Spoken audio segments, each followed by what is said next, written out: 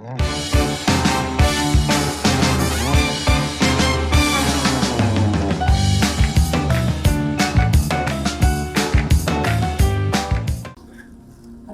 saya Sofi dari Sion, Cirebon ya. Hari ini saya mau sharing sesuatu.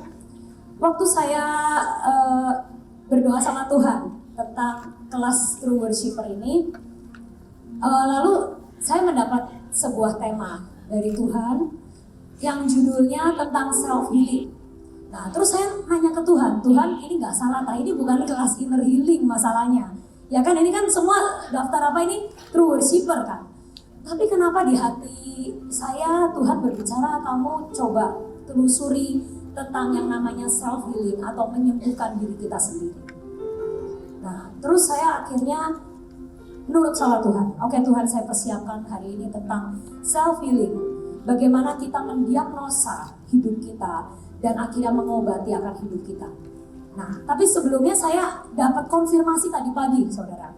Waktu saya berdoa bersama tim dan si Iin, Ibu Iin ya. Ibu Iin tuh dapat mimpi. Dia beberapa waktu yang lalu mimpi bahwa di akhir zaman ini Tuhan sedang mencurahkan banyak karunia-karunia dan perlengkapan senjata yang super canggih. Ya, untuk gerejanya, untuk kita. Karena apa, ini sudah akhir dari akhir zaman, peperangan terakhir ini sudah di depan mata.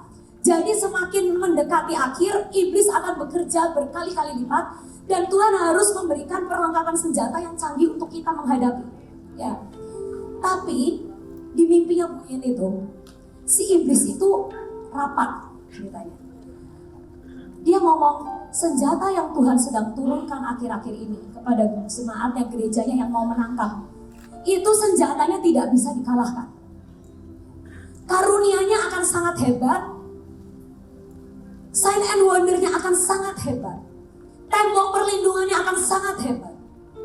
Kata iblis, kita nggak bisa ngalahin senjatanya. Tapi iblis katakan, yang kita bisa lakukan adalah menyakiti orang yang akan memakai senjata itu. Karena senjatanya udah pasti canggih dari surga. Tapi yang bisa iblis lakukan adalah mengintervensi kehidupan orang-orang yang memakai senjata itu, yaitu saudara dan saya. Diberi kepahitan, diberi kekecewaan, diberi roh ketidakpercayaan. Sehingga akhirnya senjata-senjata mutakhir yang Tuhan sedang curahkan itu tidak bisa dipakai. Saudara bayangkan kalau ada panglima perang dan seluruh pahlawan-pahlawan yang memegang senjata, diberi senjata yang terbaik, tapi mereka terluka. Tapi mereka nggak bisa ngangkat senjata itu. Mereka nggak bisa memakai senjata yang luar biasa hebat itu. Menang nggak saudara? Nggak bisa. Peperangan akan berakhir, senjata yang hebat itu nggak akan terpakai. Karena yang makainya luka. Karena yang makainya tidak kuat untuk membawa senjata. Waktu saya tadi pagi dengar tentang mimpi Bu itu, saya jadi confirm. Tuhan memang sedang ingin mengajari setiap kita untuk self healing. Hari ini saya akan bahas tentang self healing ini. Di dalam diri setiap kita harus belajar mendiagnosa. Saudara tahu diagnosa? Kalau kita pergi ke dokter, kita akan kasih tahu ke dokter simptomnya, gejalanya apa. Mungkin ada yang saya nyut-nyutan dok kepalanya, atau mata saya buram dok, atau saya nggak bisa nyium dok, mampet, ya, atau jantung berdebar-debar dok, gitu kan. Itu namanya diagnosa, adalah kita cari tahu gejala apa dalam diri kita yang menunjukkan penyakit kita itu apa. Setiap orang punya kelemahan dan penyakit rohani yang berbeda-beda.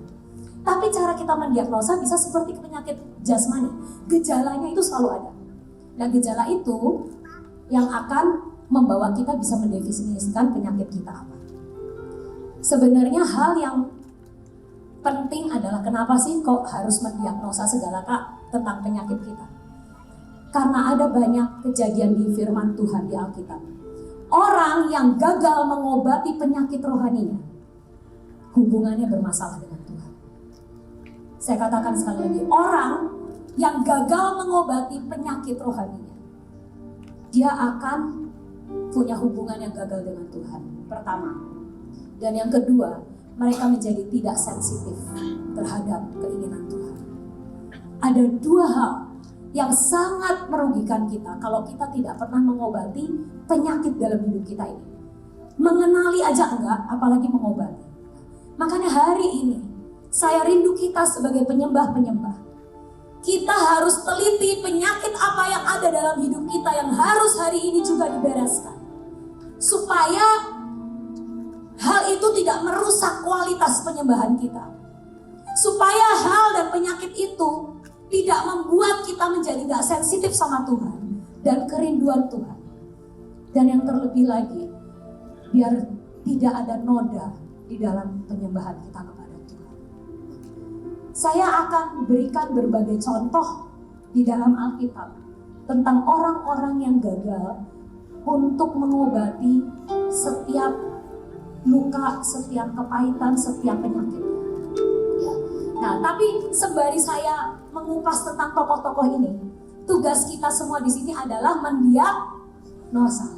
Coba kita ada nggak mirip sama mereka? Oh, mungkin saya kasus nomor 1, saya kasus nomor 2, 3 atau 4. Saya ngasih 4 contoh. Tapi ada juga penyakit di luar ini. Ya, ini kan contoh-contoh ya. Tapi ada juga mungkin Roh Kudus yang akan menerangkan ke kita masing-masing. Kita itu kelemahannya apa? Kita itu titik sensitifnya apa dalam hidup kita yang membuat penyembahan kita sama Tuhan kualitasnya buruk, yang membuat hubungan kita sama Tuhan tidak bisa indah. Ada banyak. Dan hari ini tugas kita bersama Roh Kudus mendiagnosa akan hidup kita masing-masing. Kita mau operasi hidup kita hari ini sehingga tidak ada lagi penghalang dan penyakit yang membuat kita bisa dekat sama Tuhan. Amin. Oke. Yang pertama, mungkin bisa next slide ke Yudas Iskariot. Ya, ini side effect dari penyakit rohani, rusaknya indera perasa, kesensitifan kita terhadap Tuhan, rusaknya hubungan kita dengan Tuhan. Next slide. Yudas Iskariot.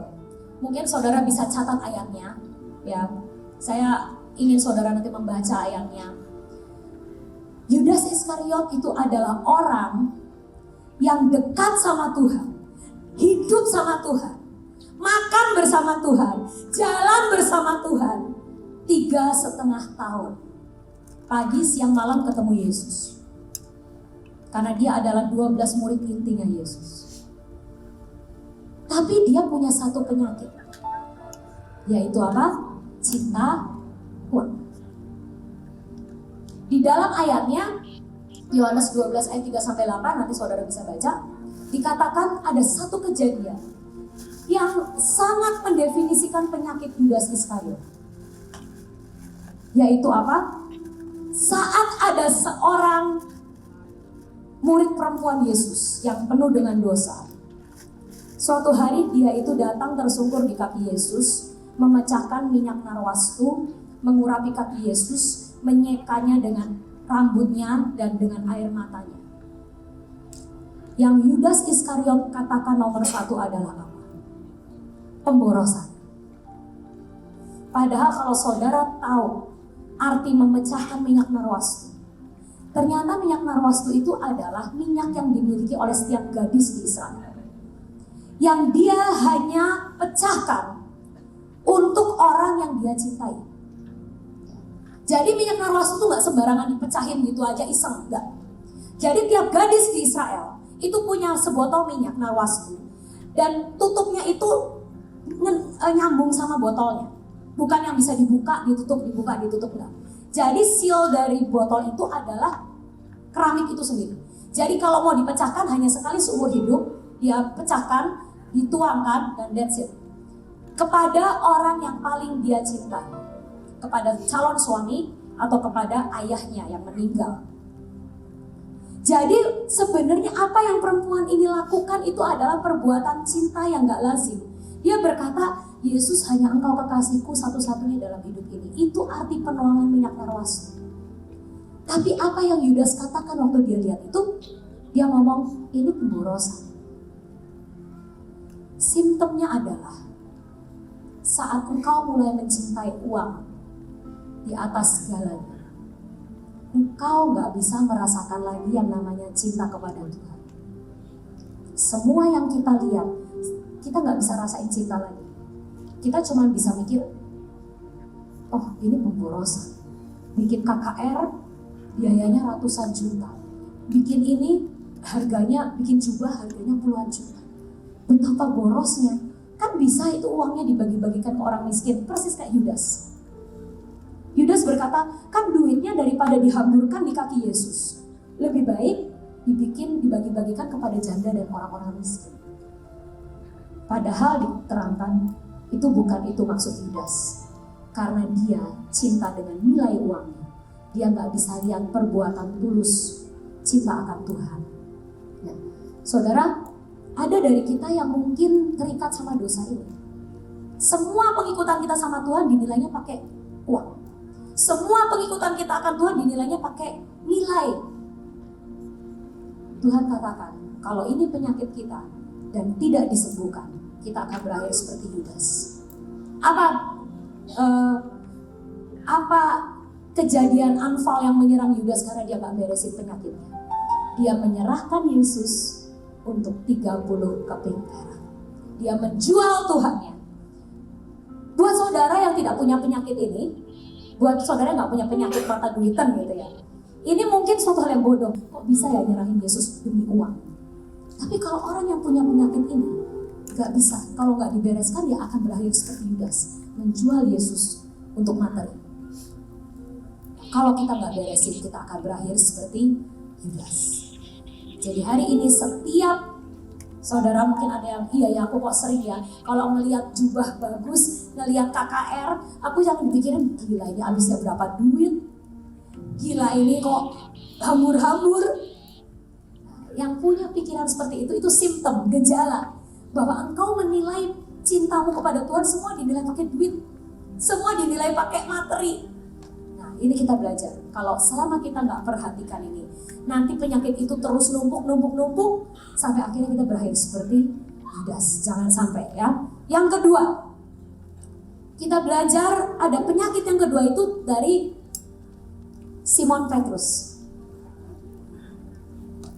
Di dalam Lukas 22 ayat 31 sampai 34. Semua ayatnya ada, nanti tinggal dibaca. Ada orang yang sakitnya ego dan kesombongannya. Saudara tahu Petrus itu adalah murid Yesus yang paling vokal. Ya, Yesus baru nanya apa, jawab nomor 1. Begini-begini Tuhan. Siapakah aku? Engkau Mesias anak Allah yang hidup. Siapa? Tuhan Yesus baru ngomong apa? Nah itu seperti murid, kalau guru-guru di sini ada yang jadi guru, ada pasti dalam satu kelas murid yang paling senang jawab. Entah jawabannya benar, apa jawabannya salah, pokoknya yang pertama kali jawab. Nah itu Petrus. Petrus itu orangnya egonya tinggi. Dia pengen dianggap yang paling. Nah, ada orang-orang yang penyakitnya seperti ini. Ego, kesombongan. Waktu Yesus berkata, aku mau mati, aku akan ditangkap dan diserahkan. Petrus langsung jawab, dalam nama Tuhan gagal itu. Tidak boleh engkau ngomong seperti itu. Loh padahal itu adalah hal yang harus terjadi. Tapi dengan sok pinternya Petrus jawab, gagalkan, tidak boleh kamu diserahkan. Jadi suka sok pinter. Egonya tinggi, kesombongannya tinggi. Suatu hari Yesus berkata kepada Petrus karena Yesus mau bongkar semua dosanya dan penyakitnya ini. Yesus berkata, engkau akan menyangkal aku. Petrus, aku melihat iblis mau menamping kau. Karena dia buka celah di sini. Karena Petrus buka celah dalam ego dan kesombongan, iblis punya pijakan untuk dia menghancurkan Petrus. Ingat, penyakit adalah tempat pijakan iblis. Penyakit kita adalah tempat paling enak untuk iblis bertahta dan menghancurkan hidup kita. Jadi waktu itu saya juga pikir, kenapa ya kok iblis mau menampi Petrus? Karena itu memang ego dia itu loh yang harus diobatin. Jadi iblis berkata, aku mau cobai Petrus. Dan hari itu Tuhan berkata, Petrus, iblis mau menampi engkau. Engkau akan menyangkal aku 3 kali sebelum ayam berkokok. Petrus jawab apa? Tidak mungkin Tuhan. Aku ini loh berani mati bersama dengan engkau. Dia gak jawab itu karena cinta. Dia jawab itu karena egonya, karena kesombongan. Dia gak berkata, Tuhan mampukan aku untuk aku tuh gak berbuat seperti itu. Dia gak, dengan keegoisannya, dengan egonya yang tinggi, dengan kesombongan dia jawab, gak mungkin, aku ini loh berani mati. Saudara, ada di antara kita yang punya penyakit ini. Kalau ego kita tersentuh sedikit, meledak. Sumbunya pendek. Pokoknya kalau kamu egonya disentil dikit sama orang, diomongin, tadi pujiannya kamu kurang naik. Wah, lu langsung kebakar. Tadi kamu salah ya kuncinya ya. Harusnya masuk minor, kamu mayor terus. Kamu gak peka. Waduh. Itu langsung kebakar. Kita kalau yang punya penyakit ini bertobat. Karena setiap kelemahan kita itu bisa jadi tempat pijakan untuk iblis berkarya. Tempat iblis akhirnya menaburkan kekecewaan. Saya udah latihan pagi siang malam, masih aja sama pemimpin saya didamprat. Masih aja diomongin ini itu, kurang ini kurang itu. Padahal pemimpin saya gak latihan, saya loh yang latihan. Kan? Nah itu seringkali kita sebagai penyembah-penyembah, ego kita ini penyakit kita. Sudah misalnya bikin formasi nari sampai puncak plafon, tiba-tiba hari terakhir Ibu In ngomong, Tuhan pengennya beda, gak usah tumpuk-tumpuk. Ya tahu kayak gitu dari kemarin saya gak usah latihan sampai segala semua. Ya itu seringkali dalam pelayanan terjadi. Pemimpin kita ngomong apa, ego kita tersentil. Teman sepelayanan kita ngomong apa, ego kita tersentil. Hari ini kalau itu penyakit kita patah. Jangan sampai egomu, ego saya menjadi kita hubungannya sama Tuhan jadi jelek. Dan untungnya Petrus waktu itu akhirnya dia sadar dan dia bertobat. Dan waktu Yesus menanyai dia kedua kali, Petrus, apakah engkau mengasihi aku? Dia udah gak jawab berdasarkan egonya. Dia jawab berdasarkan hatinya. Dia berkata, Tuhan, engkau tahu aku mengasihi engkau. Egonya udah habis. Tapi dia menjawab, Tuhan, engkau tahu aku tuh sebenarnya sayang sama engkau. Dan itulah kemurnian yang Tuhan ingin dapatkan dari penyembah-penyembahnya. Engkau mengatakan engkau cinta Tuhan bukan karena ego, tapi karena engkau benar-benar mencintai Tuhan dengan tulus. Yang ketiga adalah murid-murid Yesus. Saudara tahu, murid-murid Yesus ini adalah orang yang mengikuti Yesus selama 3,5 tahun. Nah, tapi suatu hari di tengah perjalanannya mereka itu ngeributin satu hal. Murid Yesus itu paling sering ributin satu hal. Ada yang tahu nggak yang murid-murid sering ributkan kalau di jalan? Ada yang tahu? Ada yang tahu? Siapa yang paling utama di antara kita? Kok saya? Siapa yang murid-murid Yesus suka ributkan di jalan? Ya, ayatnya ada, coba ditayangkan. Adalah dia selalu berkata, siapa yang terbesar di antara kita? Siapa yang terkeren di antara kita? Mereka bikin urutan, kayaknya nomor 1 kamu nanti duduk di sebelah kanan Allah. Nanti habis itu kamu. Mereka ribut tentang kedudukan. Saudara tahu, waktu perjamuan akhir, Yesus berkata, aku sebentar lagi mau mati. Aku sebentar lagi akan dihukum. Aku sebentar lagi akan menanggung dosa manusia. Ayatnya ada. Setelah Yesus ngomong gitu, maka murid-murid mempeributkan siapa yang terbesar di antara mereka. Menurut saya itu kejadian yang sangat menyedihkan. Saudara tahu, waktu perjamuan akhir, Yesus berkata, sebentar lagi aku akan mati. Sebentar lagi aku akan dihukum. Aku akan menyelamatkan dunia ini. Aku akan menanggung penderitaan bla bla bla. Tapi murid-muridnya di ayat yang selanjutnya berkata apa? Di Lukas 22 ayat 24. Maka mereka meributkan bukan masalah Yesusnya. Yesus mau menderita, mau apa, mereka gak peduli. Padahal Yesus waktu itu minta dukungan kepada murid-muridnya. Yesus manusia waktu itu. Yesus berkata, aku ini ya mau mengalami penderitaan yang sangat berat loh abis ini. Aku nih abis ini bakal disiksa loh. Mau gak engkau berjaga-jaga dengan aku? Maukah engkau berdoa dengan aku? Mendukung aku supaya aku kuat? Tapi murid-muridnya malah apa? Lalu mereka meributkan siapakah yang terbesar di antara mereka. Saudara, kadang ada penyakit gila hormat. Selalu senang diberi kedudukan. Selalu senang dikasih kepercayaan. Tapi itu bukan untuk menyenangkan hati Tuhan. Tapi itu semua untuk kehormatan diri sendiri. Setiap orang yang mempunyai penyakit gila kedudukan dan gila hormat ini, mereka tidak akan pernah bisa merasakan yang Yesus rasakan. Separah itu saudara, murid-murid ini berkata, siapa ya yang terbesar di antara kita? Baru Yesus ngomong, ayo sebeban dengan aku ini bakal menderita, aku ini bakal menebus dosa aku, di depanku ini akan ada suatu hal yang sangat menyiksa aku. Harusnya mereka care sama perasaan Yesus, harusnya mereka pedulilah sama, lalu Tuhan apa yang aku harus lakukan, paling enggak ngomong gitu.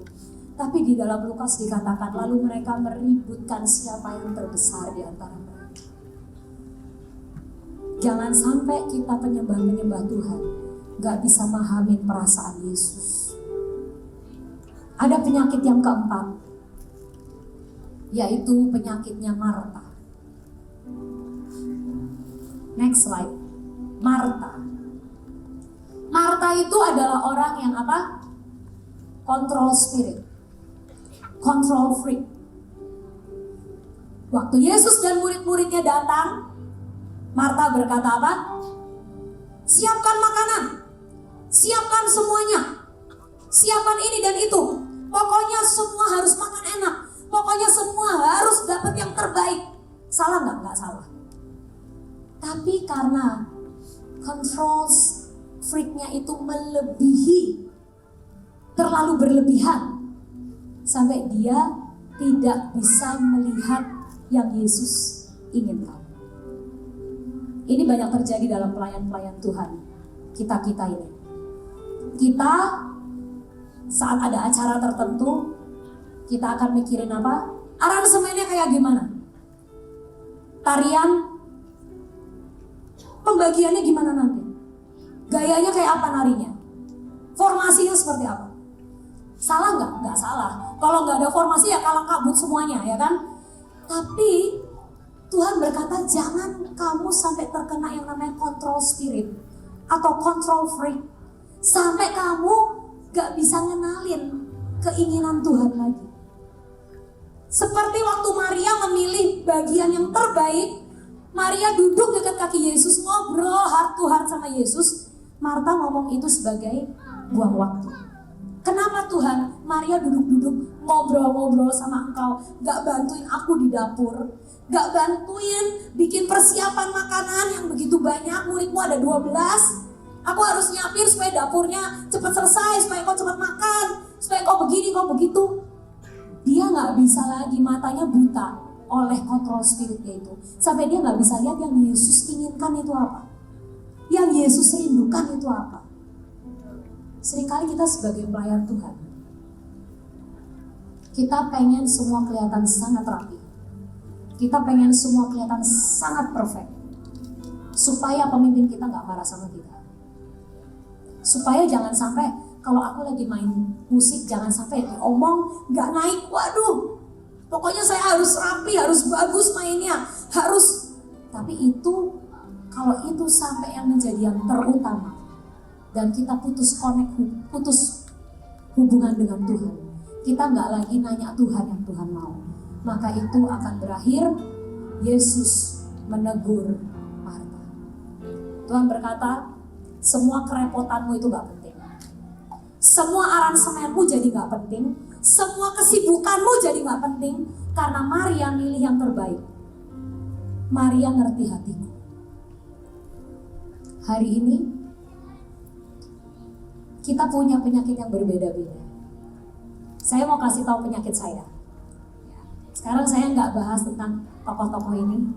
Saya mau bahas penyakit saya. Saya waktu itu belum punya anak, saudara. Saya menikah 3 tahun, tapi waktu itu saya belum dikaruniai anak. Nah, suatu hari saya itu hamil. Lalu bersamaan dengan saya hamil, sepupu saya di Australia hamil juga. Jadi kita waktu itu seneng banget, kita hamil bareng. Nanti kita punya anaknya sepantaran, aku bilang gitu. Senang. Tapi tiba-tiba dalam bulan yang kedua, saya itu pendarahan. Ya, mulai flek, pendarahan berat. Lalu saya mulai bed rest. Saudara saya di Australia itu ngomong sama saya, Ci, aku juga ngalamin hal yang sangat memukul. Yaitu apa? Dokter mengatakan anak dalam kandungan saya cacat. Waduh, kata saya gitu. Kita harus berdoa sepakat. Karena apa? Saya juga ini lagi perdarahan hebat. Jadi ada kemungkinan saya itu keguguran, kata dokter. Kalau yang saya mau keguguran, jadi bed rest, dia di Australia, anaknya dinyatakan kemungkinan besar cacat. Jadi kita berdua bergumul sama Tuhan. Tuhan, pokoknya kami minta breakthrough, kami minta kesembuhan, kami berdoa setiap hari. Berakhirnya seperti apa saudara? Akhirnya saya keguguran. Janin saya keluar. Tapi saudara saya di Australia mengalami mujizat. Anaknya lahir dengan sempurna, bahkan dia dikasih lagu sama Tuhan. Mawar Sharon yang yang Rose of Sharon-nya Australia itu kayak apa ya? Oh Jehovah, you're the Rose of Sharon, you're my God, gitu ya. Itu lagu yang dia karang karena anaknya lahir dengan selamat padahal sudah didiagnosa dokter bakal cacat. Nah, tapi saya ini tidak mengalami yang dia alami. Saya keguguran. Waktu saya keguguran, saya menangis di hadapan Tuhan. Saya punya penyakit ego. Saya punya penyakit ego seperti Petrus. Saya berkata, Tuhan, siapakah aku di hadapan-Mu? Apakah aku ini gak layak terima mujizat-Mu? Apakah aku ini kurang baik? Apakah aku ini kurang sungguh-sungguh berdoanya? Apakah aku ini kurang ini dan itu sampai Engkau memberi mujizat buat saudaraku di Australia, tapi aku ini gak mau tolong? Kurang apa? Aku kurang banget ya. Sampai segitunya kah? Sampai aku ini pokoknya kepahitan sama Tuhan. Ego saya yang kena. Saya ngerasa kenapa Tuhan tolong orang lain, tapi aku enggak. Apa aku gak layak terima pertolongan? Apa aku ini gak layak terima mujizat? Padahal Engkau berkata, Engkau itu gudang mujizat. Masa aku minta anak aja gak dikasih-kasih? Sampai harus ngalamin keguguran dan sebagainya. Saya waktu itu terluka. Dan sekali lagi, iblis akan memilih di tempat pijakan yang bisa mendarat. Ego. Karena saya, disitulah kelemahan saya. Sampai Tuhan suatu hari berkata kepada saya, mentalitasmu seperti pengemis. Waktu itu saya ngomong, maksudmu apa Tuhan? Tuhan katakan, mentalitasmu itu loh, tidak seperti anak Tuhan. Mentalitasmu itu seperti pengemis yang minta, kalau gak dikasih ngedumel. Seperti pengamen, tok, minta dong, gak dikasih, lalu ngelengos pergi dengan kesal. Tuhan katakan, kalau engkau mau ngalamin aku, ubah mentalitasmu jadi mentalitas ruang pesta. Saudara kalau datang ke pesta, saudara bakal takut kekurangan makan gak? Saudara kalau datang ke pesta bakal takut, aduh nanti saya makan apa enggak ya? Aduh saya nanti lapar gak ya? Kalau engkau masuk ke ruang pesta, engkau mikirnya apa? Mau makan apa hari ini? Tuhan berkata, kalian itu adalah orang-orang yang hidup di ruang pestanya Tuhan. Engkau bukan pengemis. Engkau tidak menyembah Tuhan supaya diberkati. Engkau tidak menyembah Tuhan supaya Tuhan berbelas kasihan kepadamu. Karena engkau sudah ada di ruang pesta, kata Tuhan. Engkau nggak ngomong, Tuhan aku kurang banget ya. Sampai engkau nggak sayang aku. Sampai engkau sayang dia, engkau nggak sayang aku. Itu namanya mentalitas pengemis. Tapi Tuhan ngomong, setiap anak-anakku, penyembah-penyembahku, itu adalah mereka yang harus punya mentalitas ruang pesta. Artinya apa? Engkau ada di pestanya Tuhan dan kau tinggal nanya ke Tuhan, aku makan apa hari ini? Kau gak takut kelaparan, engkau gak takut dikecewakan, karena si empunya pesta sudah siapin semuanya buat kita. Yang kita lakukan hanya menikmati ruang pesta itu. Sampai akhirnya Tuhan beri lagu tentang bawalah aku ke ruang pestamu di hadirat. Saya sembuh karena Tuhan berbicara banyak kepada saya tentang ruang pesta. Saudara, hari ini setiap kita punya penyakit, setiap kita punya kelemahan. Kita harus akui itu di hadapan Tuhan. Next slide. Yang harus kita lakukan adalah kita mendiagnosa apa penyakit dan kelemahan kita. Apakah engkau sombong dan egois? Apakah engkau kontrol spiritmu terlalu besar sampai engkau gak kenalin keinginan Tuhan? Apakah engkau punya penyakit seperti Yudas Iskariot yang senang sama sesuatu yang materialistis? Ataukah engkau seperti murid-murid, engkau senang dipercaya bukan karena supaya Tuhan disenangkan, tapi supaya engkau hebat, engkau mendapat kedudukan. Saat ini kita renungkan hal ini. Jujur sama Tuhan, semuanya merem. Tundukkan kepala dan saya minta semuanya jujur sama Tuhan. Dan semua masing-masing tanya Roh Kudus. Roh Kudus, apa yang menjadi kelemahanku? Apa yang menjadi penyakitku? Apa yang menjadi pijakan iblis dalam hidupku yang harus aku bereskan hari ini? Semua tidak ada yang lihat kanan kiri. Saya minta Kak Leo nyanyikan ampuni semua kesombonganku.